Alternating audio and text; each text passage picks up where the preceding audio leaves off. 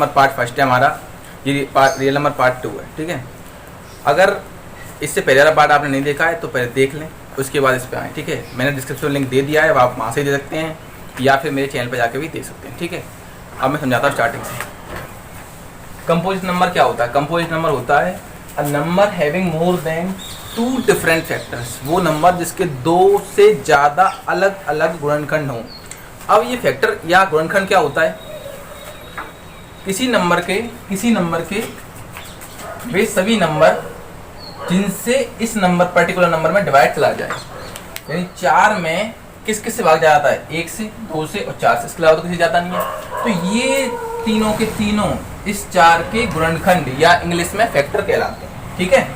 ऐसे ही 6 के 1 से जाता है डिवाइड, जिन नंबरों से डिवाइड जाए, जिन नंबरों के ग्रुप से डिवाइड जाए वो पूरे नंबरों का ग्रुप क्या कहलाता है? इस नंबर के, इस पर्टिकुलर, इस विशेष नंबर के गुणनखंड कहलाते हैं। तो 1 से भाग जाता है, 2 से जाता है, 3 से जाता है, 6 से जाता है। ये इसके क्या हो गए फैक्टर?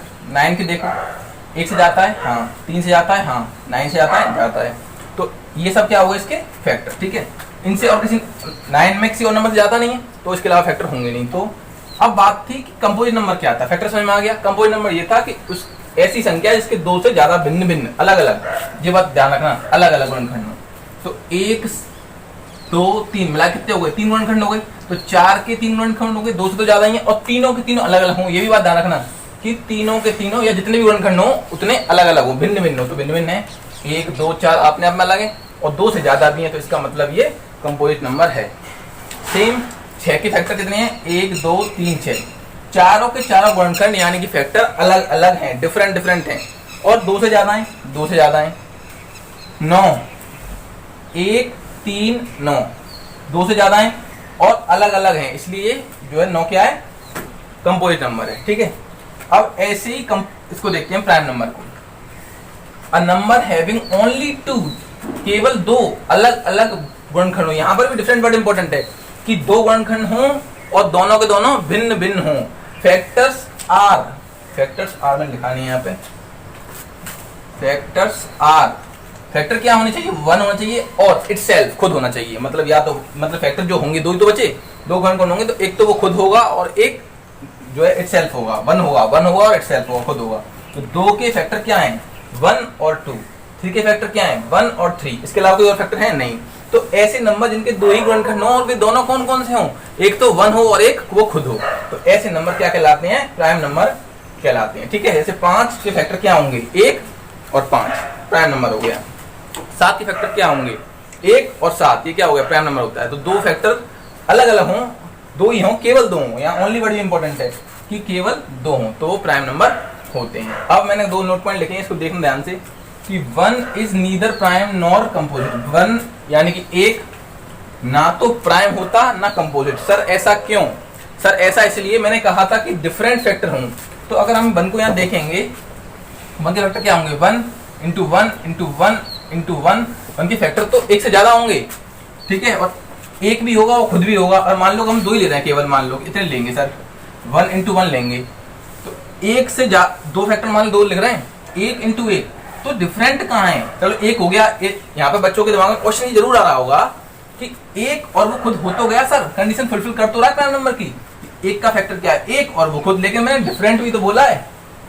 तो इसका मतलब ये 1 ना तो प्राइम है ना कंपोजिट, और इसके 1 से ज्यादा गुणनखंड तो हो ही सकते हैं, कितने भी ले सकते हैं इसके। तो 1 इंटू 1 इंटू 1, 1 से 1 डिवाइड जाता ही रहेगा। तो ये क्या, ना तो कंपोजिट है ना prime. 1 is only odd number, ठीक है। और 2 इज द स्मॉलेस्ट, 2 सबसे छोटा प्राइम नंबर है, और ओनली इवन प्राइम नंबर है, मतलब सबसे छोटा भी है और सम प्राइम नंबर भी केवल 2 है। इतना समझ में आ गया हो तो नोट करें, आगे की स्टोरी बताते हैं। अब देखो 156 के आप प्राइम फैक्टर करना जानते हो। 2 सत्ते 14, 1 2 अट्ठे 16, 2 तिया 6, 3 एकम 3, 13 एकम। ये 156 के क्या है? 2 गुणा 2 गुणा 3 गुणा 13, ये इसके प्राइम फैक्टर है, ऑल फैक्टर नहीं है। ऑल फैक्टर ऐसे लिखे जाते हैं 156, 1 फिर 2 जिससे भाग जाता है वो सब जो भी हमने लिखे थे वो ऑल फैक्टर थे, ये इसके प्राइम फैक्टर है। तो ये क्या कर रहे हैं हम, प्राइम फैक्टराइजेशन कर रहे हैं, इसका गुणनखंड कर रहे हैं, ठीक है, अभाज्य गुणनखंड कहते हैं इससे। 156 के ये क्या है, अभाज्य गुणनखंड, ठीक है। अब ये तो हम करते थे बचपन में, अब हम ऐसे नहीं करेंगे, यही प्रक्रिया है, यही प्रोसेस है, बट अब हम ऐसे नहीं करेंगे। करेंगे कैसे, वो देखो 156 ट्री मेथड से करेंगे।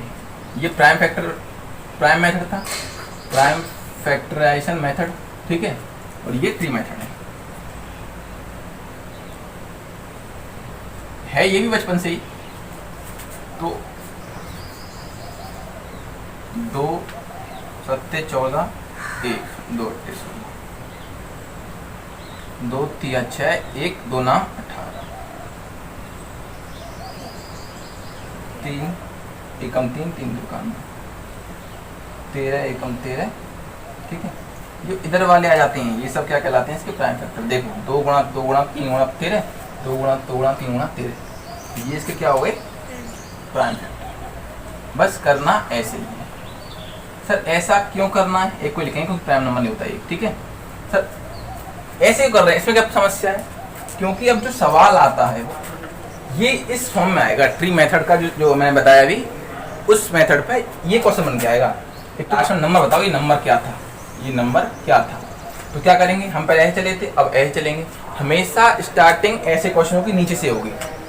तो 13 एकम 13 तिया 39, 39 दूनी 78, 78 दूनी 155, ये हमारा नंबर हो गया, ये हमारा आंसर हो गया। है कि ट्री मेथड पे, तो उसे सीखना जरूरी है। जैसे हम प्राइम फैक्टराइजेशन कर रहे थे वो करो, और उसके बाद ट्री मेथड करो। ये क्वेश्चन हमको प्रूफ करना है कि ये कंपोजिट नंबर है, ठीक है। कंपोजिट नंबर होगा तभी प्रूफ कर पाएंगे। तो ये पूरा मल्टीप्लाई में, ये प्लस के बाद ये है, तो 17 कॉमन ले लें यहाँ से, 5 × 11 + 1 बचेगा, 17 × 11 × 5 55 + 1, 17 × 56। तो देखो इसके 2 फैक्टर हो गए, ठीक है, और एक तो हो ही जाएगा, ठीक है। तो 2 से ज़्यादा फैक्टर तो ऐसे ही हो गए, अभी तो इसको हम और ब्रेक कर सकते हैं, 56 को भी ब्रेक कर सकते हैं, ठीक है। तो 2 से ज़्यादा फैक्टर तो हो ही गए, तो 2 से ज़्यादा फैक्टर होने पे और 2 से ज़्यादा फैक्टर हों और अलग अलग हों तो क्या होता है, कंपोजिट नंबर होता है। तो ये हो गया proof. So it is a composite number. आप लिख लेना इसको पूरा, ठीक है, नोट करें।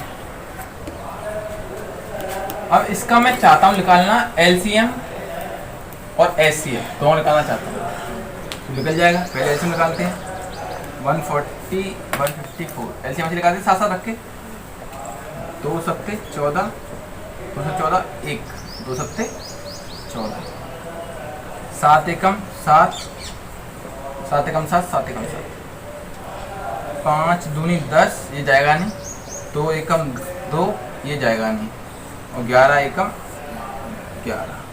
तो इन सब का प्रोडक्ट जो होता था वो एलसीएम होता था।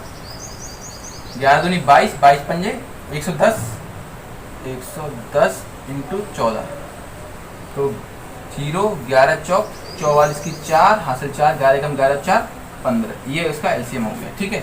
ऐसे निकालेंगे तो 140 और इसके अलग अलग करेंगे, 2 सत्ते 14, 2 तिया 6, 5 सत्ते 35, 7 एकम 7, 2 सत्ते 14, 1 2 14, 7 एकम 7, 11 एकम 11। इसका एचसीएफ जो आएगा वो हाईएस्ट कॉमन फैक्टर होता है, मैंने बताया था। एचसीएफ हमने जो पिछले वीडियो में बनाई उस तरीके से कर सकते हैं, डिवीजन वाले मेथड से, उसी से ही करना है, ठीक है। अभी तो हम देख रहे हैं बस केवल बेसिक चीज बताना चाह रहा हूँ। ये 7 कॉमन आ रहा है और एक 2 कॉमन आ रहा है, तो 7 दूनी 14, इसका क्या हो गया, एचसीएफ। समझ में आई? एचसीएफ क्या हो गया, ये। एलसीएम क्या हो गया, ये। तो मैं बताना क्या चाह रहा हूँ कि एलसीएम × एचसीएफ बराबर n1 × n2। ये n1 n2 क्या है, n1 n2 जो संख्याओं का ये एलसीएम एचसीएफ लिया है उनका प्रोडक्ट होता है, ठीक है। अगर हम एलसीएम और एचसीएफ का मल्टीप्लाई कर दें तो उन दोनों नंबर के प्रोडक्ट यानी 154 और 140 के प्रोडक्ट के बराबर होगा। समझ में आ रही है? एलसीएम और एचसीएफ का प्रोडक्ट दोनों नंबर जिन नंबरों से एलसीएम एचसीएफ निकाले गए उनके प्रोडक्ट के बराबर होगा, ठीक है। ये समझ में आया? और हाँ, एक बात याद रखना, ये जो फॉर्मूला है जो हमने बनाया है, अभी बनाया क्या है, दिखाया है केवल ये जो फॉर्मूला है केवल 2 नंबर के लिए अप्लाई होता है, केवल 2 नंबर में अप्लाई होता है, इससे ज्यादा नंबर के लिए अप्लाई नहीं होता, ठीक है। केवल it is the true only 2 numbers, ठीक है। आप नोट करें थोड़ा। अब ये कॉन्सेप्ट इसको समझना ध्यान से। अगर कोई नंबर n अपॉन डी की फॉर्म में है, यानी p अपॉन क्यू, मैं अपॉन डी लिखता हूँ, न्यूमरेटर अपॉन डिनोमिनेटर, ठीक है। तो उसका जो डिनोमिनेटर है यानी कि d है, अगर उसे लिखा जा सकता है 2 की पावर m और इंटू 5 की पावर n, यानी 2 या 5 की घात के रूप में अगर हर को यानी डिनोमिनेटर को लिखा जा सकता है तो वो शांत होगा, इंग्लिश में टर्मिनेटिंग होगा, ठीक है। और अगर नहीं लिखा जा सकता, कैन नॉट बी फॉर्म 2 की पावर m इंटू 5 की पावर n, तो वो अशांत होगा। ये शांत मैं बता चुका हूँ फर्स्ट वीडियो में, और इसमें भी बताया होगा कि 3.111 dash dash dash dash dash dash dash आ रहा है, इसका मतलब वो अशांत है, ठीक है। और 3.1 या ऐसे आ गया, कुछ भी आ गया, रुक गया, तो ये शांत है, यानी टर्मिनेटिंग है, ये नॉन टर्मिनेटिंग है। तो टर्मिनेटिंग और नॉन टर्मिनेटिंग इस बात पर निर्भर करते हैं कि डिनोमिनेटर का जो डिनोमिनेटर है, बेस है, तो वो जो है 2 या 5 में से है या नहीं है। अगर है तो शांत टर्मिनेटिंग, और नहीं है तो वो अशांत हो जाएगा, ठीक है। अभी समझ में नहीं आ रहा, मैं एग्जाम्पल से और समझाता हूँ, इतना नोट करें पहले। अब मैं यहाँ पे उस चीज को जो आपने भी जो 2 की पावर m और 5 की पावर m शांत अशांत वाला जो मैं लिखवाया तभी, तो उम्मीद है नोट कर लिया होगा। अब यहाँ समझते हैं, और कोई भी नंबर ले लो, 31 ले लिया, चलो ठीक है। अब 1 से डिवाइड कर रहा हूँ मैं, तो क्या आएगा, आंसर क्या आएगा 31.0, यानी पॉइंट के बाद रुक गया है ना, या इसको ऐसे भी छोड़ सकते हैं, ठीक, पहली चीज। इसके बाद देखो 31/2, 2 एकम 2, 1, 2 पंजे 10, पॉइंट 10, 2 पंजे 10, पॉइंट के बाद रुक गया, ठीक है। अब 31/3, 31/3, 3 एकम 3, भाग टूटे 0, 1, 3 Trika 9, 3 Trika 9, dash dash dash dash dash, ये नहीं रुकेगा, ठीक। अब यहाँ देखो 31/4, 4 सत्ते 28, 3 पॉइंट 4 सत्ते 28, 2 0, 4 पंजे 20, रुक गया। देखिए अब ध्यान से, रुक गया। 31/5, 5 छक्के 30, 5 दूनी 10, 31/6, 6 पंजे 30, 1 0, पॉइंट का 1 0, 6 कम 6, 4 0, 6 पंजे 36, 36, फिर 4 0, 36, फिर 4 0, 36, डैश डैश डैश। देखिए नहीं रुका। अब यहाँ पे ध्यान दीजिए कौन सा नहीं रुक रहा है, ये नहीं रुक, ये अशांत, ये अशांत, ठीक है। ध्यान दो, जो बताया है बिल्कुल उसी कॉन्सेप्ट है, तभी मैंने कहा था उस कॉन्सेप्ट को ध्यान से समझ लीजिए, इसीलिए वो मैंने अलग से नोट करवाया था कि उसे आप पहले नोट कर लें फिर समझें, ठीक है। अब 31/7, 7 चौक 28, पॉइंट 3 0, 7 चौक 28,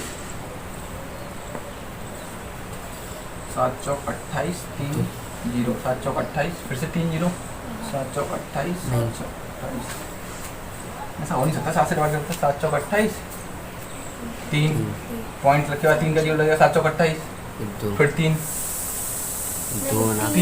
हाँ गड़बड़ हो रही है, ठीक है भाई, कैलकुलेशन से बहुत होती है। 7 चौक 28, पॉइंट 3 0, 7 चौक 28, लेकिन 2 0 है ना, तो 7 दूनी 14, 6 0, 7 अट्ठे 56, 4 0, 7 पंजे 35, 5 0, 7 49, और 1 0, 7 एकम 7, फिर 1 0, 7 एकम 7, 3 0, 7 चौक 28, फिर 4 2 8 5 7, 4 2 8 5 7, यहाँ से देखो आप 4 2 8 5 7 1,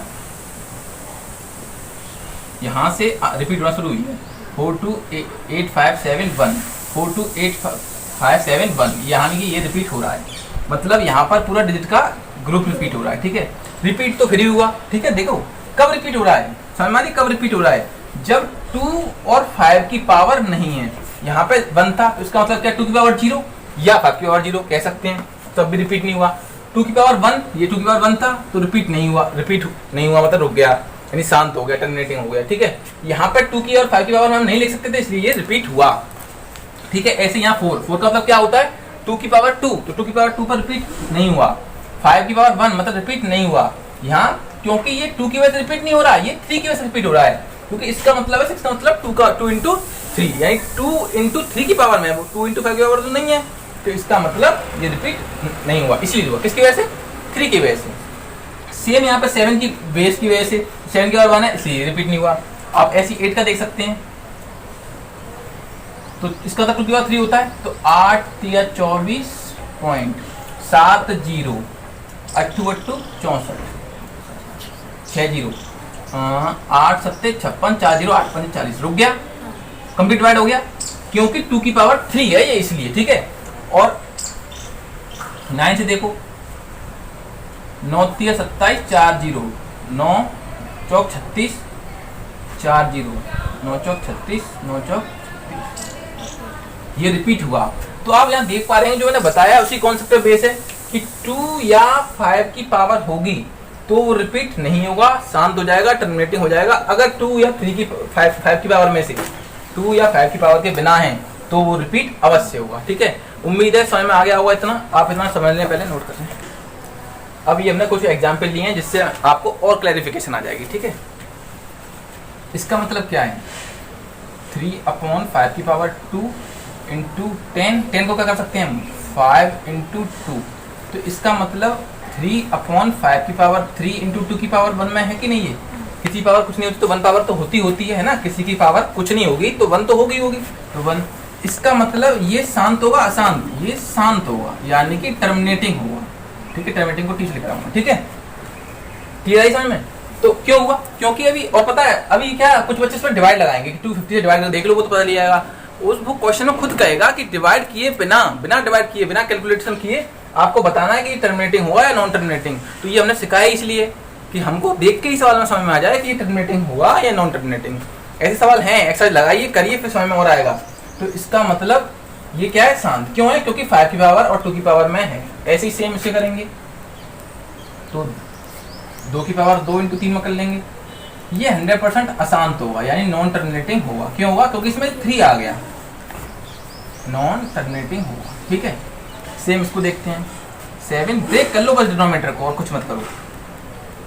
25 3 75 होता है, तो ये तो 5 की पावर 2 में हो गया, लेकिन ये 3 आ गया, तो 3 का कर देगा इसको नॉन टर्मिनेटिंग। नॉन टर्मिनेटिंग मतलब अशांत, ठीक है। ऐसे इसको कर लेते हैं, 11 इंटू 5 की पावर 2 इंटू 2, 25 दूनी 50, ये जो है शांत होगा। क्यों होगा शांत, क्योंकि 2 और 5 की पावर में ही है, ठीक है। इसका डिनोमिनेटर, न्यूमरेटर से कोई मतलब नहीं है, अंश से कोई मतलब नहीं है, हर से मतलब है। समझ में आ गया होगा, नोट करें। अब देखो वो ये पूछ सकता है कि ये शांत है या अशांत है, टर्मिनेटिंग है नॉन टर्मिनेटिंग है, तो वो ये भी पूछ सकता है अगर नंबर शांत है मतलब टर्मिनेटिंग है तो ये बताओ कि इसका डेसिमल एक्सपेंशन कहाँ तक है, मतलब पॉइंट के बाद कितनी डिजिट्स आ रही हैं, ठीक है। तो डेसिमल एक्सपेंशन कितने डिजिट तक है ये भी पूछ सकता है। अगर वो ये पक्का पता चल गया कि ये डिजिट के बाद रुक गया है, शांत है, तो ये बताओ कितने डिजिट के बाद रुका है, ये भी पूछ सकता है। तो ऐसे क्वेश्चन को कैसे करते हैं, यहाँ पे कुछ ये बता रहा हूँ, उन्हें देखो पहले। तो ये 5 3 8 7, ये इसमें अगर मैं 10 से भाग करूँ तो आंसर क्या आएगा, 538.7 आएगा, ठीक है। अगर मैं इसी को 5387 अपॉन 100 से डिवाइड करूं तो 53.87 आएगा। अगर मैं इसी को 5387 1000 से भाग करूं तो 5.387 आएगा। मतलब जितनी जीरो होती हैं उतना अंक, उतने पॉइंट के बाद डिजिट होती हैं। देखो 1 जीरो था, पॉइंट पे कितनी डिजिट आई थी, 1, 2 जीरो तो पॉइंट के बाद 2 डिजिट, 3 जीरो तो पॉइंट के बाद 3 डिजिट। इसका मतलब हमको जीरो देखनी है, और जीरो का मतलब क्या होता है, 10।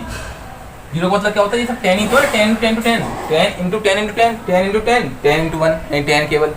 तो और 10 किससे बनता है, 2 इंटू 5 से, मतलब 2 और 5 के गुणा में एक जोड़े से, 2 और 5 में गुणा में, मतलब गुणा की रूप में, गुणा की फॉर्म में एक जोड़ा मिल जाए 2 और 5 का, तो वो एक शून्य का निर्माण कर देता है, मतलब एक 10 का निर्माण कर देता है, ठीक है। इतना समझ में आ गया। अब इस एग्जाम्पल को देखो, उसने ये कहा है कि इसका डेसिमल एक्सपेंशन यानी कि दशमलव प्रसार कितने मतलब बिंदु के बाद कितना होगा। तो आराम से यही प्रोसेस सेम। यहाँ तुम देख पा रहे होंगे कि 2 की पावर तो 4 है, लेकिन 5 की पावर 3 है, तो क्या करें, एक 5 का मल्टीप्लाई नीचे कर दें, क्योंकि नीचे किया है तो ऊपर भी कर लें। तो हम यहाँ देख पा रहे होंगे कि 43 × 5, नीचे क्या हो गया 2 की पावर 4 और 5 की पावर भी 4। इसका मतलब ये पावर हो गई सेम, यानी ये कितने 0 बना देंगे, 4 बना देंगे, तो इसका 4 अंक होगा, मतलब दशमलव के बाद 4 अंक आएंगे। समझ में आ गया, यानी 4 डिजिट्स आएंगे। इतना उतार लें, समझ में आ गया होगा। अब ये थ्योरम है, पहले इसको समझो ये क्या लिखा हुआ है, पहले आप नोट कर लेना ठीक से। If p is a prime number, p कोई अभाज्य संख्या है, ठीक है, और a कोई पॉजिटिव इंटीजर है, मतलब कोई धनात्मक पूर्णांक है, मतलब 1 2 3 4 5 6 7 डैश कुछ भी हो सकता है, ठीक है। तो p यदि a स्क्वायर को, मतलब p कोई अभाज्य संख्या इस a के वर्ग को विभाजित करती है, तो आवश्यक है कि p a को भी विभाजित करेगी। इतनी बात सिद्ध करनी है, बड़ा आसान है, थोड़ा समझ लो इधर रफ में कि क्या कहानी है। 6 के गुणनखंड क्या होंगी, 2 × 3 है। अब ये 2 से डिवाइड जा रहा है, 6 में जा रहा है और जाएगा, क्योंकि इसके इसी के तो टुकड़े हैं। भाग करने का तो क्या था, टुकड़े करना, तो खुद के टुकड़े से डिवाइड हो ही होगा ना, खुद के टुकड़े से डिवाइड हो ही होगा। तो 2 से जा रहा है 3 बार, 3 से आ रहा 2 बार, तो इससे मल्टीप्लाई कर रहा है, तो आवश्यक रूप से स्क्वायर भी करेगा, क्योंकि इसका भी 2 बार मल्टीप्लाई हो जाएगा। ना भी हो तब भी, क्योंकि 6 में शामिल है तो उसके वर्ग में भी शामिल हो जाएगा, होगा ही होगा, क्योंकि 6 के गुणनखंड क्या होता है, 2 × 3 तो स्क्वायर में भी करेगा। ये बात इसका उल्टा प्रूफ करवा रहा है। कैसे करवा रहा है कि 6 के वर्ग में कोई भी प्राइम नंबर, मान लो 3 डिवाइड कर रहा है, तो उस नंबर में भी करेगा। ये प्रूफ करवाने की कोशिश कर रहा है यहाँ, ठीक है, लेकिन इन जनरल टर्म्स, ठीक है। तो ऐसी बात सत्य है, ये बात सत्य है, तो प्रूफ हो ही सकती है। अब देखो, मान लो कोई नंबर प्राइम पॉजिटिव इंटीजर है, तो इसके फैक्टर मान लिया मैंने। यहाँ पे हमें 6 नंबर पता था, तो हमने इसका क्या कर दिया, 2 और 3 ले लिए। यहाँ में a नंबर पता नहीं है, तो इसलिए कोई भी अभाज्य संख्या हो सकती है। मान लो p1 p2 p3 और कितनी हो सकती है पता नहीं, इसलिए n मान लो pn होंगी। अब उसका वर्ग क्या होगा, तो इसका वर्ग कर दिया, तो तभी वर्ग कर दो, p1 p2 p3 dash pn into p1 into p2, जैसे यहाँ क्या था same, p2 into p3 into dash pn, ठीक है। अब क्योंकि p1 into p2 into p3 dash pn का स्क्वायर हो जाएगा 2 बार मल्टीप्लाई होने की वजह से, ये ऐसे छोड़ सकते हैं, कोई दिक्कत नहीं है। अब तुम खुद सोचो कि a स्क्वायर उसने दिया है, ये क्या दिया है कि अगर वो p डिवाइड्स a स्क्वायर, यहाँ देखो इस बात को, यदि p जो है, p मतलब इनमें से कोई होगा, p1 p2 p3 कुछ भी हो सकता है, a स्क्वायर को डिवाइड करती है, इसको डिवाइड करती है, क्योंकि p डिवाइड्स a स्क्वायर को डिवाइड करती है, ठीक है। तो यानी p ये जो यहाँ पे है a स्क्वायर को डिवाइड कर रही है, तो 100% p is a factor of a square. Divide तभी करती है, मैंने बताया, डिवाइड तभी कोई नंबर किसी को करता है जब उसमें शामिल हो, उसके गुणनखंडों में शामिल हो। गुणनखंड का मतलब ये हमने बता चुके हैं कि उसके टुकड़ों में वो शामिल हो, ठीक है। तो इसका मतलब इस 6 के टुकड़ों में ही शामिल था, तभी तो डिवाइड कर पाया था। तो 6 स्क्वायर के गुणनखंडों में 2 × 3 शामिल हैं, तभी डिवाइड कर पा रहा है। तो इसका मतलब अगर इसको पावर कम कर भी देते हैं तो क्या फर्क पड़ रहा है, डिवाइड तो फिर भी करेगा ना भाई। तो p is a factor of a square, p यहाँ डिवाइड करता है, उसने दिया ये बात, p a स्क्वायर को डिवाइड करता है। तो ये बात स्पष्ट है कि p जो है a स्क्वायर का फैक्टर है, p is a factor of a square. तो p अगर a स्क्वायर का फैक्टर है तो 100% जो है p a का भी फैक्टर होगा। अगर 3 6 के स्क्वायर का फैक्टर है, अगर 3 6 के स्क्वायर का फैक्टर है, तो स्पष्ट है कि 6 का भी फैक्टर होगा। सेम बात यही है कि p is a factor of a square, p यहाँ पर a स्क्वायर का फैक्टर है, तो 100%, इसके बाद यहाँ देख लेना, p इसीलिए p is a factor of a, p is a factor of a। और अगर p a का भी फैक्टर है तो 100% से दोगे p डिवाइड्स a, और हमें यही बात सिद्ध करनी थी। तो हम आगे हिंदी समझाऊं, p अगर a के वर्ग का गुणनखंड है तो p a का भी गुणनखंड होगा, और अगर कोई नंबर किसी का गुणनखंड है तो वो उसको विभाजित करता है। समझ में आ रही है, नोट करें, समझना, प्रैक्टिस करना इसकी। वो छोटे से छोटा नंबर पता लगाइए, 35, 56 और 91 से भाग करें तो रिमाइंडर शेषफल हमेशा 7 आए। तीनों का रिमाइंडर क्या है, मतलब तीनों से डिवाइड करने पर 7 आए। तो तुम खुद सोचो कि इन तीनों से डिवाइड करने वाला छोटे छोटा नंबर कौन सा होगा, लोएस्ट कॉमन मल्टीपल, क्योंकि इससे भी डिवाइड चला जाए उस नंबर में, इससे भी डिवाइड चला जाए और इससे भी डिवाइड चला जाए और सबसे पहले ही आ जाए तो वो वही होगा 35। कैसे समझाने की कोशिश करता हूँ मैं। मान लो कि 2, 3 और 5 का हमको क्या निकालना है, ऐसा नंबर निकालना है जिसमें इन तीनों से डिवाइड हो जाए। तो ऐसा नंबर हमेशा LCF होता है, ठीक है। तो निकालेंगे तो क्या निकालेंगे, देखो 2 का मल्टीपल करेंगे तो 2, 4, 6, 8, 10 और ऐसे ऐसे ऐसे ऐसे और ले लो 12, 14, 16, 18, 20, 22, 24 ऐसे डैश बहुत नंबर होते हैं। मल्टीपल तो बहुत होते हैं। 3 तो देखो 3, 6, 9, 18 सॉरी 12, 15, 18, 21, 24 और बहुत होंगे 5 के करते हैं 5, 10, 15, 20, 25, 30, 35। तो नंबर तो बहुत होंगे, लेकिन हमें ऐसा नंबर चाहिए जो इन तीनों जिस नंबर में इन तीनों से डिवाइड हो जाए। तो और तीनों में क्या हो, कॉमन, क्योंकि ऐसे का मतलब होता है लोएस्ट कॉमन मल्टीपल, ठीक है, मल्टीपल नॉट फैक्टर। तो ऐसा नंबर मिल जाए हमें स्टार्टिंग में पहला वाला। 20 इसमें है लेकिन इसमें नहीं है। 30 तो इससे पहले कोई मिल रहा है, नहीं मिल रहा, 8 नहीं मिल रहा, तो इसका मतलब है और आगे जाना पड़ेगा। इसमें 26, 28, 30 में डिवाइड जा रहा है, 4 आए और 3 के फैक्टर में ये आएगा भी आगे 27, 30 और ऐसी डैश मतलब 30 इसमें भी मिल रहा है, इसमें मिल रहा है और इसमें भी मिल रहा है। और आगे मिल सकते हैं, हाँ आगे मिल सकते हैं, लेकिन हमें लोएस्ट चाहिए, सबसे छोटा चाहिए। बड़े से बड़ा हम LCM कभी निकाल नहीं सकते, ठीक है। तो ऐसा नंबर हमेशा क्या होता है, इन सब का LCM, ठीक है। 30 हो गया, ठीक है। तो यहाँ पर हमें क्या लगाना पड़ेगा, इसका मतलब इन सब का क्या लगाना पड़ेगा, LCM। तो LCM कैसे निकालते हैं हम जानते हैं, 35, 56 और 91 को एक साथ ले लेते हैं, 7 पंजे 35, 7 अट्ठे 56, 7 से 13 बार 5 एकम 5 जाएगा नहीं, 8 13 पंजे 65 और 8 सत्ते 56। कितना आंसर आया इसका, काम करके कर लो। 65 6 पंजे 30, 3 6 36 और 3 39, 25 2 5 1 30 और 2 32 0 14 की 4 6 36 40, यानी इसका एलसीएम आ गया 36 40। ये इसका केवल एलसीएम आया है, ये आया इसका क्या एलसीएम, ठीक है। लेकिन उसने कहा हमेशा रिमाइंडर 7 हो। रिमाइंडर का मतलब क्या होता है कि जो एक्स्ट्रा चीज होती है, 2 से 5 डिवाइड करो, 2 दूनी 4, एक क्या बचा एक्स्ट्रा, वो चीज जिसमें भाग नहीं जा पा रहा है वो उसका एक्स्ट्रा होता है।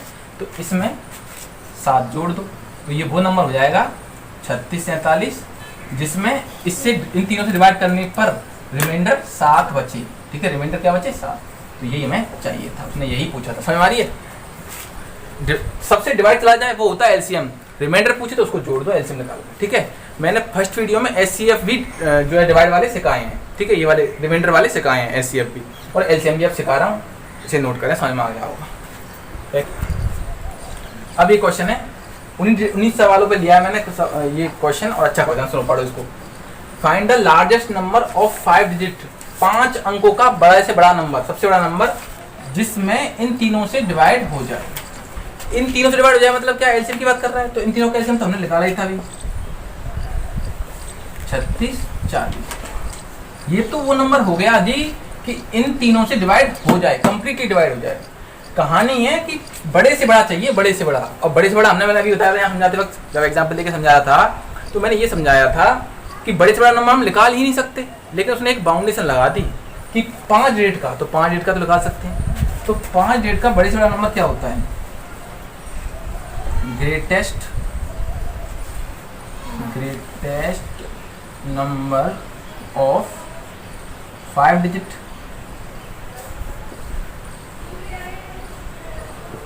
9 9 9 9 9, ये तो होगा। अब क्योंकि इसमें डिवाइड जा सकता है, ये सबसे बड़ा नंबर है, ठीक है, तो क्या करेंगे, क्योंकि इसमें डिवाइड जा सकता है तो इससे इसमें डिवाइड लगा दो, तो 9 9 9 9 9 में 36 40 से कितनी बार, यहाँ कितना आया 7280 माइनस 9 271 बेटा 9 हाँ एक और 9 2 19 27199 फिर एक और अब फिर से 7 बार, हाँ अब क्या है 25 400 48 जीरो ठीक है। अब 17 19 बचा, कितनी बार 17 19 शेष पर बचा 17 19, ये बचा हमारे पास रिमाइंडर, ये क्या हो गया रिमाइंडर हो गया, ठीक है, मतलब जो शेष बचे आता है, मतलब जो बचे आता है, तो इसका मतलब यहाँ तक तो कंप्लीट जा ही रहा है, यहाँ तक तो जा ही रहा है कंप्लीट, ये एक्स्ट्रा बच गया, इसको छोड़ दो, 17 इसको छोड़ दो भाई, ये क्या है एक्स्ट्रा, मैं 2 में 5 में डिवाइड कर रहा हूँ, 2 से 5 डिवाइड कर रहा हूँ, तो 2 दूनी 4, 4 तक तो कंप्लीट जा रहा है, तो एक जो रिमाइंडर बच रहा है, क्यों ना हम इस 5 में से 2 को घटा दें, इन्हीं को समझ रहे हो क्या कह रहा हूँ, क्यों ना हम जगह नहीं समझाता मैं, 2 दूनी 4 5 आ गया, 5 में से अगर मैंने 1 हटा दिया तो 4 बचा, तो जो बचा हुआ नंबर है, जो रिमाइंडर है, उसको एक्स्ट्रा को हटा दो ना, उस एक्स्ट्रा पार्ट को, तो बचे हुए नंबर तो जाएगा ही जाएगा, तो यानी इस रिमाइंडर को इसी की वजह से तो इस नंबर में नहीं आ पा रहा, और उसे हमें चाहिए क्या था, बड़े से बड़ा नंबर चाहिए था जो 5 डिजिट का हो, तो 5 डिजिट का सबसे बड़ा नंबर यही है, तो इसमें अगर हम इससे डिवाइड कर रहे हैं तो जा रहा है इतने तक, लेकिन ये एक्स्ट्रा बच रहा है, तो इस एक्स्ट्रा को यहाँ से मैं उठा देता हूँ, 9171 माइनस करेंगे तो 0 8 2 8 9, यानी ये 5, देखो 1 2 3 4 5 डिजिट का बड़े से बड़ा नंबर आ गया, जिसमें इससे इन तीनों से डिवाइड कंप्लीटली जाएगा। अब दिमाग में क्वेश्चन आ रहा होगा, सर ऐसा हो क्यों रहा है, मैं समझाता हूँ। 35 56 91 का ये क्या था, एलसीएम था, मतलब इन तीनों से इसमें डिवाइड जा रहा है, तो मैंने 5 डिजिट का बड़े से बड़ा नंबर उठा लिया, जो कि सबसे बड़ा 99 यही था, तो इसमें डिवाइड जा रहा है, तो इसके इक्वल टुकड़ों में भी जाएगा, तो इसके 27 टुकड़े ऐसे हैं जो इसको डिवाइड कर रहे हैं, ठीक है, इसके 36 40 के 27 टुकड़े ऐसे हैं जो इसको कंप्लीट डिवाइड कर रहे हैं, जो कंप्लीटली डिवाइड नहीं हो रहा उसे हमने हटा दिया, जब इसमें डिवाइड जा रहा है, ठीक है, तो इसके टुकड़ों में भी जाएगा, तो इसलिए हमने इससे डिवाइड किया, समझ आ रही क्यों कर रहा हूँ मैं, क्योंकि इन तीनों से इस 36 40 में डिवाइड जा रहा है, तो इसके जो टुकड़े हुए होंगे उसमें भी जाएगा, ठीक है, जाएगा, और हमें ये देखना था। अब बात आई रिमाइंडर की, जिसलिए हमने रिमाइंडर को घटा दिया, समझ आ रही है। ये हमारा वीडियो का सेकंड पार्ट था, ये भी कंप्लीट हो गया, इसके बाद हमारा थर्ड पार्ट आएगा, और इसी के साथ हमारा पहला चैप्टर कंप्लीट हो जाएगा। इस पार्ट को देखने से पहले पहला पार्ट पूरा देख लेना ढंग से डीपली, और कुछ भी समझ नहीं आया तो बता देना कि नहीं समझ में आया कमेंट बॉक्स में, ठीक है, और पूरा नोट करना, हर चीज़ जो लिखाई है अच्छे से पढ़ना समझना, और प्रैक्टिस तो खुद ही करनी पड़ेगी, ये बात फैक्ट है, ठीक है, कोई समझा सकता किसी को।